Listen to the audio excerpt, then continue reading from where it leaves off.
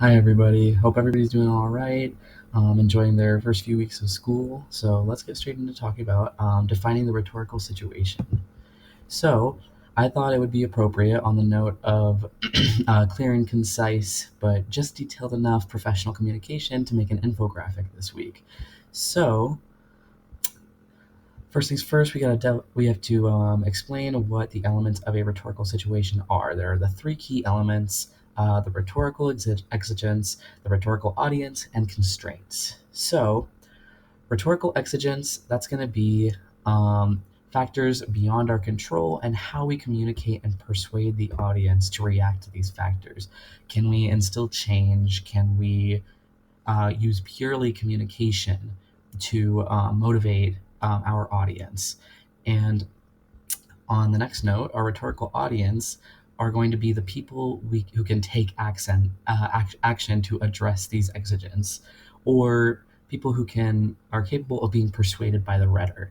So if the audience is incapable or unable or unwilling to be persuaded or to listen, it could be from their constraints, it could be from pre-existing notions.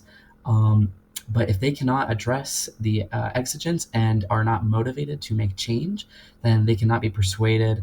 Thus, trying to even persuade them is not very productive. So, moving on, constraints. Those are going to be factors of a demographic that may be helpful or harmful in persuading that audience. So these things are like the the preconceived notions, personal beliefs, traditions, social norms, um, things like that. They can really either be helpful for the audience, or they can really be helpful in persuading an audience. They may be helpful or harmful to the rhetor, um, because they may not have a good enough understanding of the audience, their culture, their norms, their beliefs. So that's where we get to the idea of understanding the audience well enough and working through these constraints, rather than just ignoring them. So, how can we input this in a professional context? So, first things first, we gotta find an exigence to actually be addressed. If you're trying to address exigences that don't exist, or addressing things that don't really need to be, that really aren't that much of an issue, that aren't a problem, an exigence, then that's going to be kind of annoying. You're not really going to be listened to as much.